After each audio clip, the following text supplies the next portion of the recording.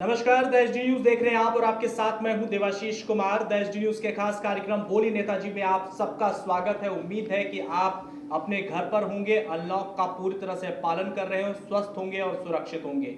बोली नेताजी में जैसा कि आप सब जानते हैं, हम ये जानने की कोशिश करते हैं अपने खास मेहमान से कि अनलॉक और लॉकडाउन के दौरान वो इस वक्त क्या कुछ कर रहे हैं, जनता के बीच वो कैसे मदद पहुंचा रहे हैं और राजनीतिक मुद्दों पर वो हमसे किस तरह से बात कर रहे हैं। तो चलिए इसी खास कार्यक्रम में आज हमारे साथ हमारे विशेष मेहमान इस वक्त हमारे साथ जुड़ गए हैं। जीवेश मिश्रा है, विधायक भारतीय जनता पार्टी से जाले से।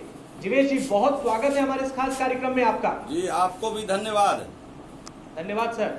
जीवेश जी, मैं आपसे ये जानना चाहूंगा कि अब अनलॉक 1 की शुरुआत हो गई है, सभी चीजों में छूट दे दी गई है, ढील दी गई है।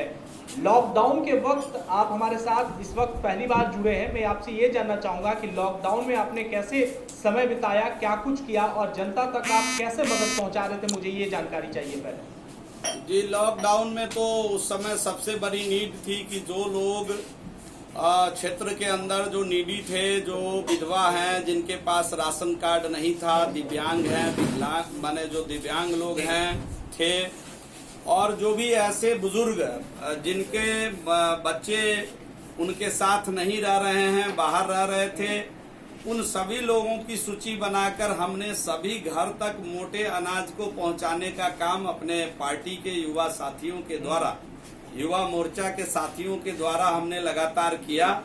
शुरुआती दौर में हमने हर पंचायत के अंदर जो प्रमुख लोग थे, जो लॉकडाउन के अंदर, जैसे कि सफाई कर्मचारी, लॉकडाउन में काम करने वाले हॉस्पिटल कर्मचारी, पुलिस, इन लोगों तक मास्क, सैनिटाइजर, इसकी व्यवस्था हमने पहुंचाई। और साथ ही साथ पंचायत के हिसाब से अपने यहाँ हर पंचायत में भी हमने मास्क, सैनिटाइजर की व्यवस्था कराई थी। और जितने मोटे मोटे लोग ऐसे जिनके पास राशन कार्ड नहीं था, उन तक अनाज कैसे पहुंचे, इसकी व्यवस्था सुनिश्चित कराते हुए उनके घर तक अनाज पहुंचाने का काम किया।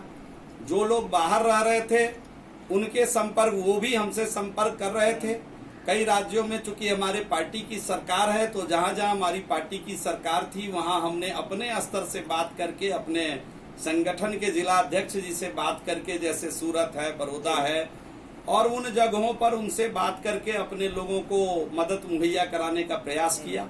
बाकी जगह पर सरकारी स्तर पर भी हमने अपने यहाँ 2 लोग बिठा रखा था जो लॉकडाउन का पालन करते हुए उनको कैसे वहाँ राहत पहुँचे, किस तरह से व्यवस्था पहुँचे, वहाँ के पार्षद, वहाँ के विधायक, वहाँ के पदाधिकारी से बातचीत करके, तो वैसे हजारों लोगों को मैंने मदद पहुँचाने का काम किया। तो मुझे लगता है कि छोटा मोटा मेरा प्रयास लॉकडाउन के नियम का पालन करते हुए जनहित का काम करने का हुआ, और मुझे संतोष है कि लोगों को मेरे काम से संतोष प्राप्त। जीवेश जी, आप लोगों के द्वारा पहला बिहार में वर्चुअल रैली देखने को मिला।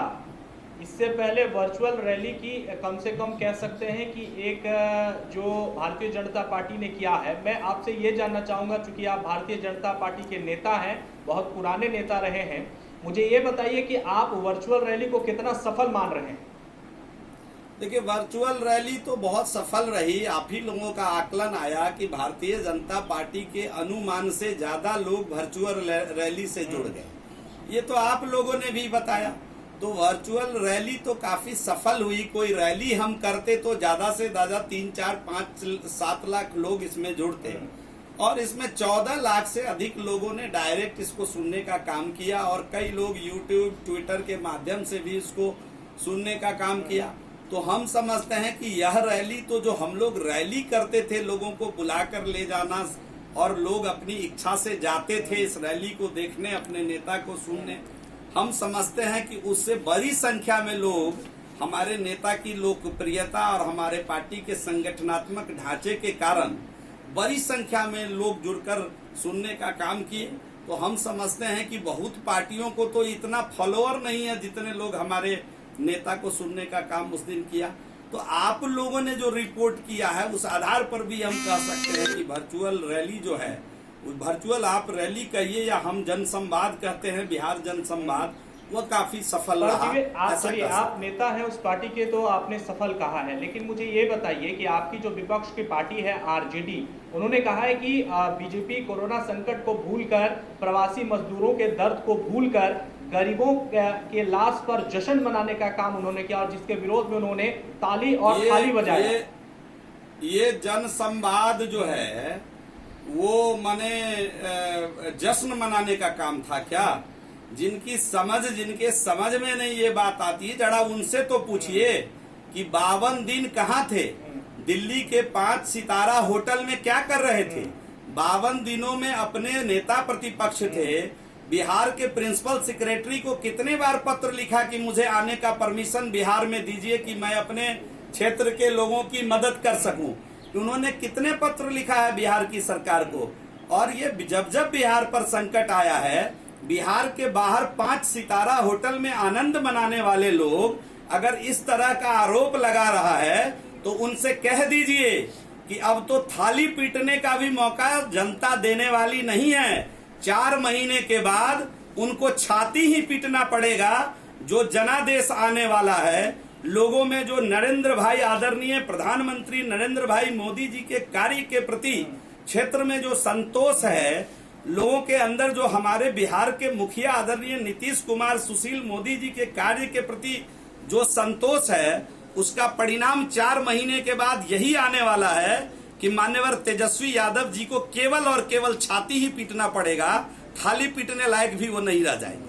अच्छा जीवेश जी, मुझे ये बताइए कि अमित शाह ने भी वर्चुअल रैली बिहार संवाद में ये भी कहा कि नीतीश कुमार के चेहरे से ही इस बार भी बिहार के विधानसभा का चुनाव लड़ना जाएगा। आप उससे कितना सहमत हो?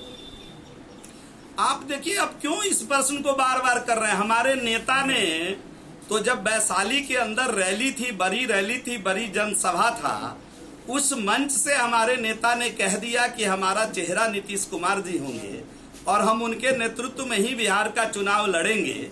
तो हम लोग जो बोलते हैं वो करते हैं। ऐसा नहीं कि वक्त आता है तो मौका परस्ती की राजनीति करते हैं। हम जो बोलते हैं वो करते हैं। अगर हमने कहा राम मंदिर बनाएंगे तो हम बनाते हैं। हमने कहा धारा 370 हटाएंगे तो हम हटाते हैं। हमने कहा 35A हटाएंगे तो हम हटाते हैं। इसलिए अब तो जनता भी मान गई है कि ये वो राजनीतिक दल के लोग हैं कि ये जो बोलते हैं वो करते हैं। इसलिए हमारे नेता ने कह दिया कि हम इस नेतृत्व में चुनाव लड़ेंगे, तो उस प्रश्न को बार बार करने का कोई औचित्य ही नहीं है। यह मानकर यह तय है कि हम जीवेश जी, मेरा प्रश्न करने का औचित्य ये है जीवेश जी, क्योंकि आपके ही पार्टी के जो MLC हैं, मैं उनका नाम इस वक्त नहीं लेना चाहूंगा, वो लोग नीतीश कुमार के चेहरे से खुश नहीं है। भारतीय जनता पार्टी के कोई नेता चाह रहे हैं कि इस बार बिहार का मुख्यमंत्री हो। देखिए, हमारे नेता ने जो कह दिया, भारतीय जनता पार्टी के जो लीडर हैं उन्होंने जो कह दिया, शीर्ष नेतृत्व ने जो कह दिया, हमारे यहाँ यही होता रहा है और इसी की परंपरा रही है। इसलिए इस बात पर कौन कहा लोकतंत्र है, कुछ लोगों के मन में कोई बात होगी वो अपने हिसाब से कहीं रख दिए होंगे, लेकिन ऐसी कोई बात हमारे नॉलेज में भी नहीं आई है आप जो कह रहे हैं। लेकिन आप चूंकि कई लोगों का इंटरव्यू लेते हैं, हर जगह आपकी बातचीत होती है, तो हम आपकी इस बात को काट नहीं सकते हैं। लेकिन यह बात तो तय है कि हमारे आदरणीय शीर्ष नेतृत्व ने, आदरणीय गृह मंत्री जी ने जो बात कह दी है, हमारे पार्टी के पूर्व राष्ट्रीय अध्यक्ष रहे हैं और उन्होंने राष्ट्रीय अध्यक्ष रहते हुए इस बात की घोषणा की थी। अतः इस बात में कोई किंतु और परंतु नहीं है। इसीलिए मैंने आपसे कहा कि इस बात का और इस प्रश्न का आप बहुत बढ़िया से आपने जवाब दिया जीवेश। जिस तरह से मुझे आपसे ये उम्मीद थी, आपने उसी तरह से जवाब दिया। मैं एक अंतिम प्रश्न आपसे ये करना चाहूंगा कि जाले से इस वक्त और आगे क्या कार्य आपका होगा और किस तरह से आप कर रहे हैं, क्योंकि इस वक्त बिहार में विधानसभा के चुनाव है। ऐसे में अब लोगों तक आप कैसे पहुंचेंगे, क्या कुछ करेंगे, उसकी जानकारी इस वक्त हमारे दर्शक भी सुनना चाहेंगे। देखिए, जो लोग अब पहुंचना चाह रहे होंगे उनके लिए दिक्कत है। हम तो चुनाव जीते थे और उस समय से लोगों के पास पहुंच रहे हैं। थोड़ा अंतर है। आपने कहा आप कैसे पहुंचेंगे लोगों के पास, तो हम तो जब चुनाव जीते थे उसी समय से लोगों के पास पहुंच रहे हैं। इसलिए अब मुझे पहुंचने में कोई कठिनाई नहीं है। हम लोगों के पास पहुंच चुके हैं। मेरी अपनी व्यक्तिगत बात अगर आप करिएगा तो, और मैंने पिछले 5 वर्षों में जिस ईमानदारी से अपने क्षेत्र में काम किया है, विभिन्न क्षेत्रों में, चाहे वो सड़क निर्माण हो, चाहे वो हॉस्पिटल का क्षेत्र हो, चाहे वो भवन निर्माण का क्षेत्र हो या अन्य डेवलपमेंट का काम हो, तो मुझे एक संतोष है कि इस कार्य को लेकर जनता में संतोष है और यही मेरा संबल बनेगा। हमारे यहाँ विकास ही चुनाव का नारा होगा और हम समझते हैं कि शीर्ष नेतृत्व भी इस नारे पर लड़ेगी और हमारे यहाँ मुख्य रूप से यही नारा होगा। और मुझे संतोष है कि हम इस काम को, जो लोग चुनावी वर्ष में आकर जिस काम को प्रारंभ करते हैं, उस कार्य को हम चुनाव जीतने के बाद से ही कर रहे हैं। इसलिए मुझे बहुत ज्यादा घबराहट भी नहीं है और किसी तरह का कोई मन में किंतु और परंतु नहीं है। और सच पूछिए तो जीत पर भी किसी तरह का कोई संशय बहुत शुक्रिया और शुभकामनाएं भी हमारे साथ आपके साथ हैं जीवेश जी। हमसे बातचीत करने के लिए, अपना समय देने के लिए बहुत बहुत शुक्रिया। हम फिर से चाहेंगे कि आपको किसी और कार्यक्रम में शामिल करें। अभी के लिए बहुत धन्यवाद हमारे साथ बातचीत करने के लिए। जी बहुत बहुत धन्यवाद आपको भी, आपके तो साफ तौर पर ये विधायक भारतीय जनता पार्टी से जीवेश मिश्रा इस वक्त हमारे खास कार्यक्रम बोली नेताजी में थे। आपने जाना कि किस तरह से जाले के विकास के लिए लगातार काम कर रहे हैं और उन्होंने अपने विधानसभा जीत के लिए पूरी तरह से अपनी निष्ठा और कर्मनिष्ठा की बात कही है और उन्होंने कहा कि वो फिर से विधायक बनेंगे। अभी के लिए बस इतना ही। ताजा अपडेट के लिए आप बने रहिए देशजी न्यूज के साथ। और अगर ये कार्यक्रम आपको पसंद आ रहा है या किस तरह का सुझाव हमें देना चाहते हैं तो जरूर हमारे कमेंट बॉक्स में लिखें। नमस्कार।